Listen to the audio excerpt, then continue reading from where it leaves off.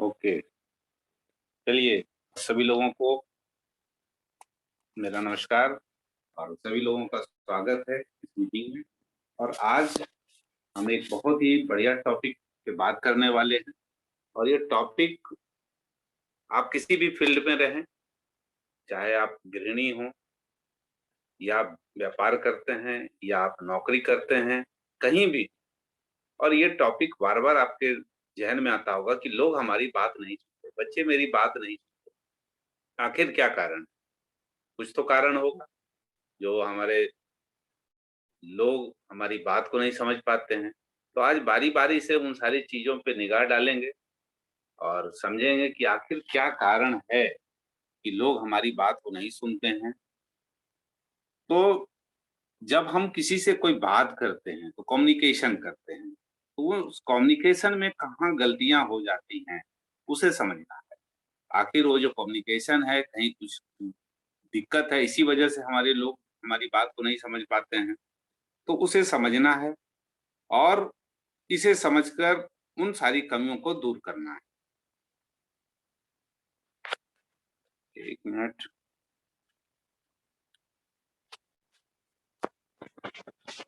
अब आपके सामने ये दिख रहा होगा स्लाइड पे कि ये कम्युनिकेशन मल्टीप्लायर क्या है, कि कैसे हम अपने बातचीत की कला में सुधार करें, उसको बढ़ाएँ ताकि हमारा जो है आउटपुट बढ़िया निकले। तो इसको समझना है, इन चीज़ों को समझ के आगे हम लोग इसमें सुधार करें। तो यहाँ पे कम्युनिकेशन मल्टीप्लायर का अर्थ है कि हम अपने बातचीत की कला में और पारंगत हों और ऐसी बातचीत हो कि जिससे लोग हमारी ओर ध्यान से सुनें, समझें और हमारे साथ आएँ। देखिए ये बातचीत की कला जो है और ये बहुत इम्पोर्टेंट है, क्योंकि हर चीज़ में बैलेंस होना चाहिए। जब हम किसी से बातचीत करते हैं, तो बैलेंस का होना बहुत ज़रूरी है। और अगर बातचीत में बैलेंस ना हो, तो मज़ा किरकिरा हो जाता है। जैसे अगर आपके पास बीना है और बीना के तार को अगर बहुत ज़्यादा टाइट कर देंगे, तो क्या होगा? वो सुर नहीं। अगर आपके पास ढोलक है, ढोलक को बहुत ज़्यादा टाइट कर देंगे या लूज़ छोड़ देंगे, तो उससे भी सही आवाज़ नहीं। ठीक इसी प्रकार से हम लोग जो किसी से बातचीत करते हैं, तो हमारे बातचीत में ना बहुत ज़्यादा कसाव हो, ना बहुत ज़्यादा झुकाव हो, मतलब बीच में रहे।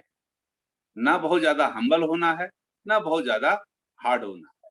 हम्बल एंड हार्ड के बीच में एक वर्ड आता है जिसे असर्टिव कहते हैं। असर्टिव का अर्थ होता है कि हम अपनी बातों को बल देकर प्रयोग करें, जोर देकर प्रयोग करें। ऐसा नहीं कि सामने वाले व्यक्ति को उठाकर पटक दें। हमारी बातों में वो दम होना चाहिए और बातों में जब दम होगा, तभी लोग हमारी बात को समझेंगे। उसके बाद हमारी टोनैलिटी, हम किस तरह से बात करते हैं, वो भी बहुत मायने रखता है। उसके बाद गेस्चर, हमारा गेस्चर कैसा है, वो भी मायने रखता है। गेस्चर किस प्रकार का है और गेस्चर अगर सही नहीं है, तो वो भी असर डालेगा। तो चलिए बारी-बारी से सारी चीज़ों को समझेंगे कि बैलेंस क्यों ज़रूरी है। Balance is in everything, balance in everything and balance is everything. ये वाक्य है कि प्रत्येक चीज़ में बैलेंस होना चाहिए और बैलेंस ही सभी कुछ। जो अगर हम बैलेंस बना के रखते हैं, तो सभी चीज़ बैलेंस है। तो आगे अब बात करते हैं, हम अपने कम्युनिकेशन को और कैसे बेहतर कर सकते हैं। तो कम्युनिकेशन हमारा पावरफुल हो सकता है, जब हम अपने संवाद को किसी के साथ करते हैं।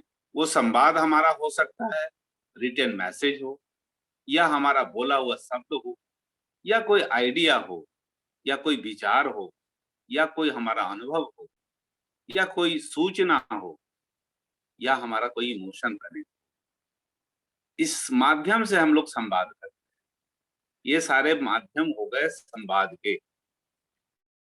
अब ये ट्रांसफर होता है लोगों में। हम मान लो संवाद देने वाले हैं, हम सेंडर हैं और अगला व्यक्ति रिसीवर है। अगर वो हमारे मैसेज के साथ अपना ध्यान नहीं दिया, अटेंशन नहीं दिया, उसे नहीं समझा और उसको इंटरप्रेट नहीं किया, तो वो मैसेज बेकार हो जाता है। ये तो सभी लोग समझते हैं कि अटेंटिव है या नहीं है, वो समझ रहा है या नहीं रहा है, या समझकर उसे कैसे इंटरप्रेट कर रहा है हमारे मैसेज को, ये बहुत जरूरी है। अब सवाल आता है कि हम कैसे इसमें सुधार लाएं, क्या करें, क्या होना चाहिए? तो उसके लिए है हमारे पास कि हमारा जो कम्युनिकेशन हो, जो हमारा संवाद हो, वो प्रोग्रेस की ओर दिखाता हो, वो इम्प्रूवमेंट वाला हो, वो डेवलपमेंट वाला हो, वो बेटरमेंट वाला हो और हमेशा रिसीवर ओरिएंटेड हो। ये बहुत ज़रूरी है और ये सारी चीज़ें पॉजिटिविटी को दर्शाती हैं। ये बहुत ज़रूरी है।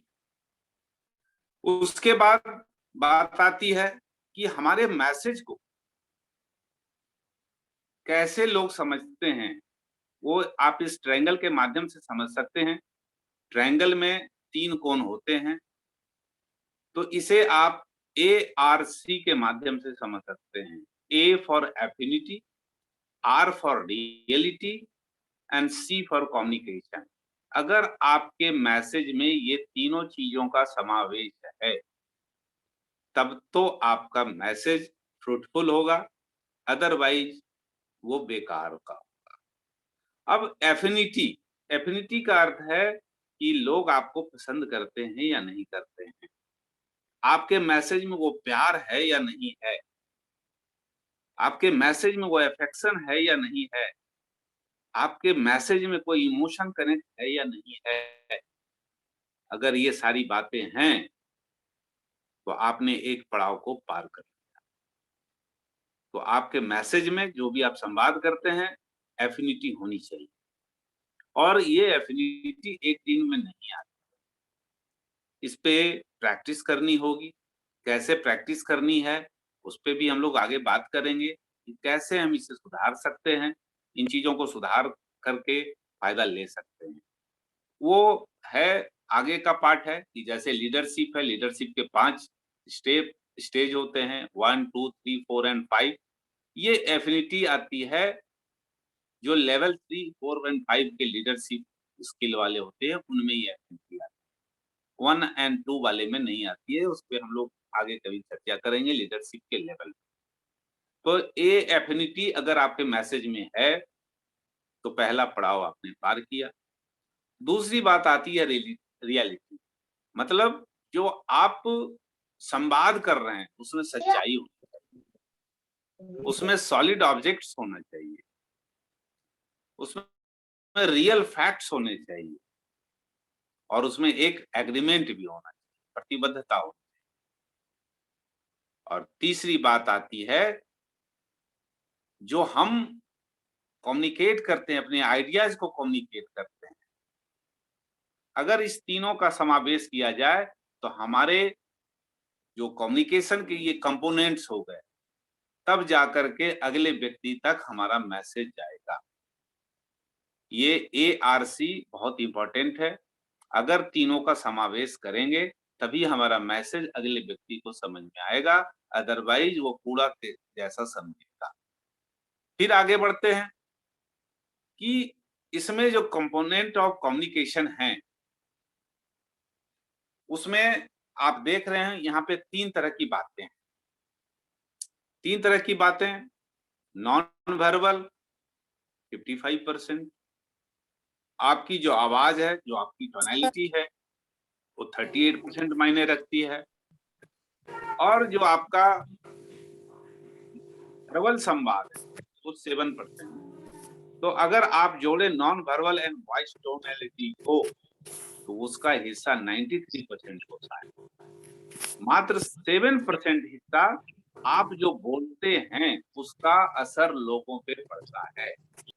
तो ज्यादा ध्यान देने की आवश्यकता कहाँ पे है? आप बखूबी समझ सकते हैं कि हमें 93% पे काम करना है, non verbal and voice and tone पे। अब नॉन वर्बल में क्या बातें आती हैं?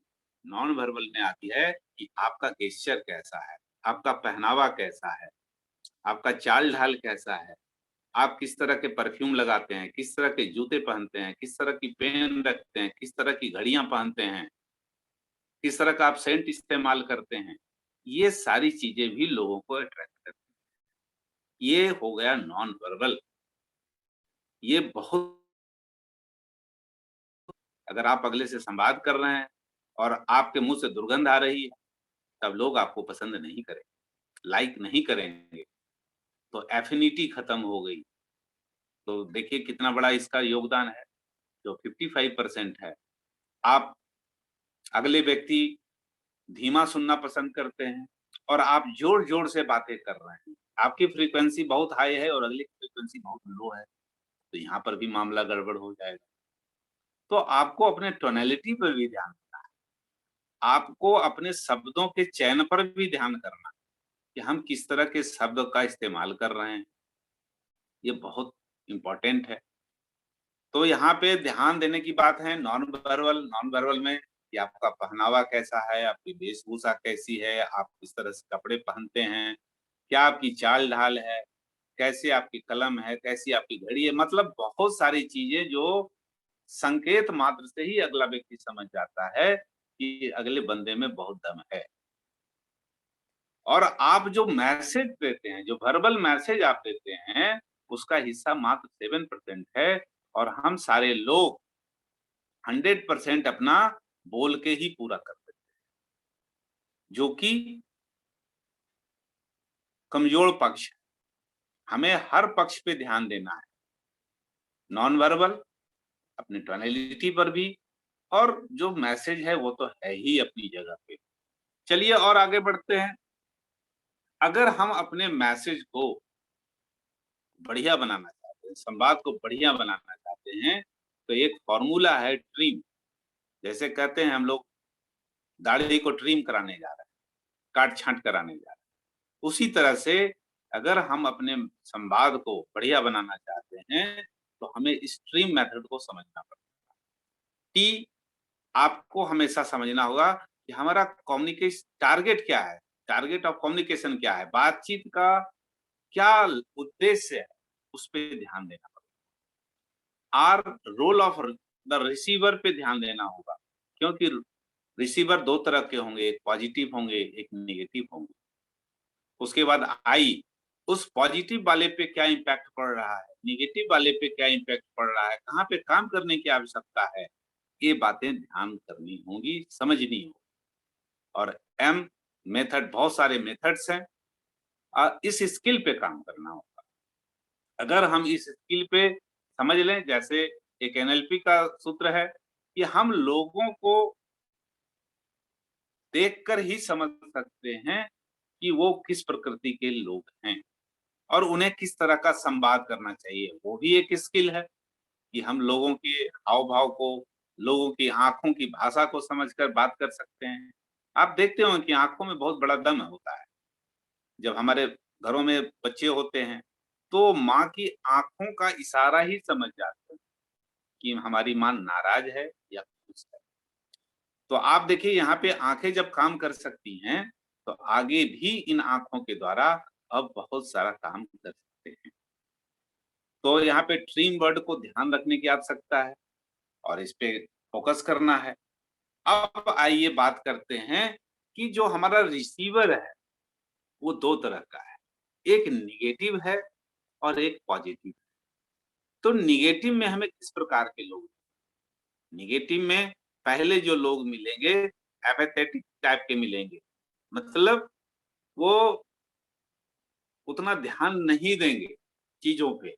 चलो हो रहा है, ठीक है, अगला बोल रहा है। मतलब एक तरह से नेगेटिविटी वाली बात हो। दूसरे प्रकृति के जो नेगेटिव वाले लोग होंगे, वो सोफिस्टिकेटेड होंगे। वो हाँ, हाँ, हाँ, हाँ करते रहेंगे। लगेगा कि इनसे मधुर व्यक्ति तो कोई जीवन में मिला ही नहीं है। और तीसरे जो नेगेटिव प्रकृति के लोग होंगे, वो शत्रुता पाले हुए होंगे।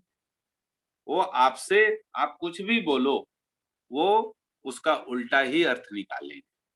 तो हमें इन तीनों पे काम करने की आवश्यकता है कि जो पहला एपैथेटिक है, उदासीन प्रकृति के व्यक्ति हैं, अब उनको कैसे इम्पैक्ट कराना है, ये समझना है।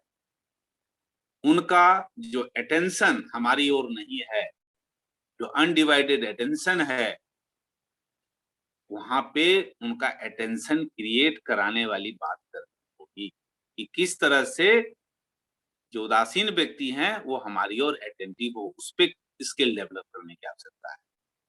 दूसरे जो नेगेटिव प्रकृति के आदमी हैं, बहुत सौम्य हैं, बहुत मीठा-मीठा मधुरभाषी हैं, लेकिन आपके किसी काम के नहीं हैं, तो उनके साथ आपको एक बढ़िया तरीके से एक पर्सपेक्टिव पेश करना पड़ेगा कि अगर आप इस तरह की से काम करेंगे, तो आपको फ़ायदा होगा, उनको उस परिप्रेक्ष्य में प्रेरित करना होगा।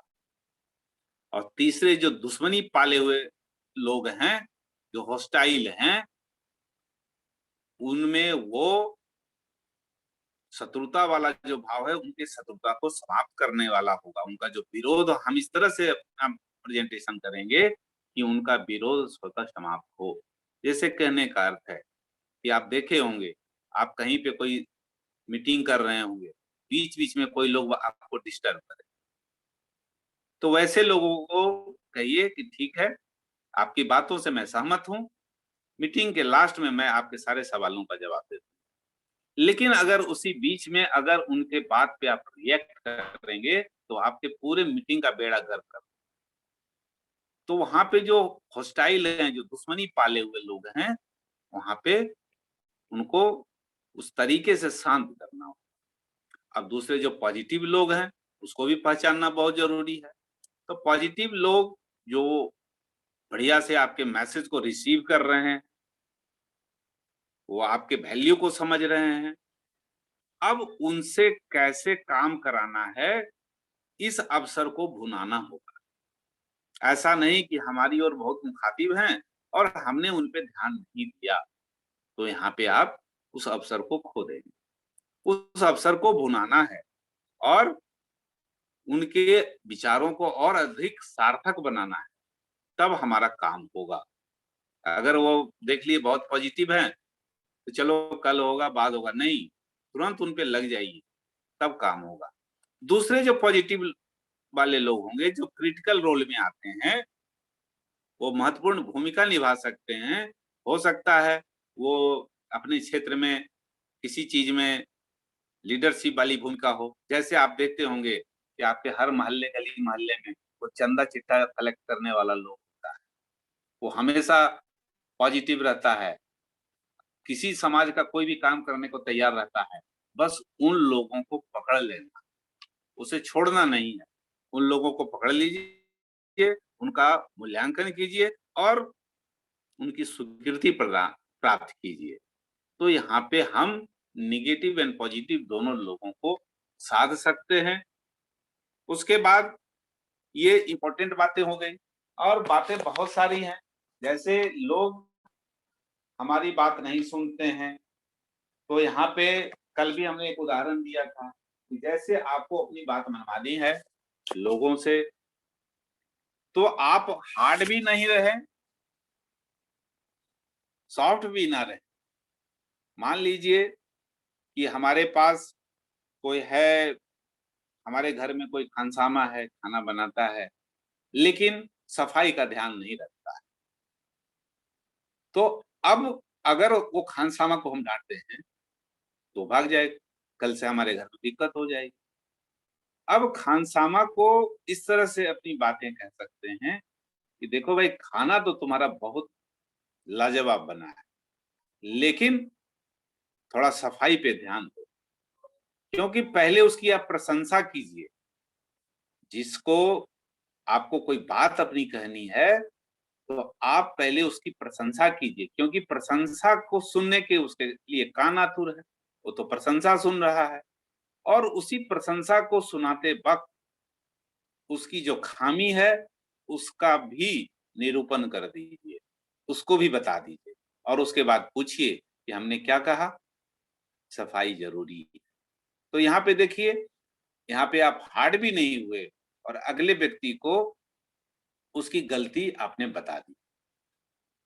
तो ये था कि हम लोग अगर बातचीत की कला में थोड़ा-सा सुधार करें, तो बहुत सारी बातें यहाँ पे हम लोग कर सकते हैं। तो ये था आज मेरा फर्स्ट डे का, इसमें बहुत सारी बातें हैं कि हम लोग और अपने बातचीत में कैसे निखार लाएँ, कौन-सा मेथड इस्तेमाल करें। तो मेथड बहुत सारे हैं, एक दिन में ये सीखी नहीं जा सकती है, थोड़ा-सा टाइम तो लगेगा।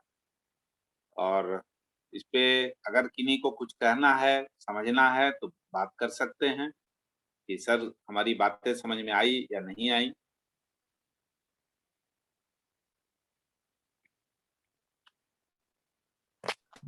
सर हम 13 मिनट लेट थे सर। लेट थे तो आपको है ना सर? सर ट्रेन में थे ना सर, ट्रेन अच्छा, लेट कर गई तो हम लेट से ज्वाइन कर पाए सर। अच्छा, अच्छा, अच्छा। कोई बात नहीं, कोई बात तो आगे वाला सब छूट गया सर मेरा। नहीं। आगे वाला छूट गया तो लिंक देख लीजिएगा, समझ जाइएगा। Okay sir, thank you. Thank you. और जो लोग सुने हैं, सर हमारी बात समझ पाए, नहीं समझ पाए, कहाँ पे सुधार की आवश्यकता है बताएँ, जो हमने जाना आपके सामने प्रस्तुत किया। जी सर, समझ रहे हैं। समझ रहे हैं। Thank thank you ma'am. You जी सर। जी, जी। अशोक सर?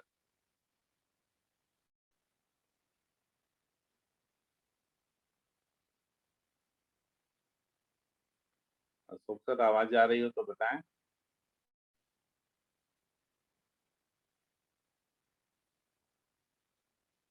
ओके, प्रेम सर बोले समझ गए, ओके, थैंक यू।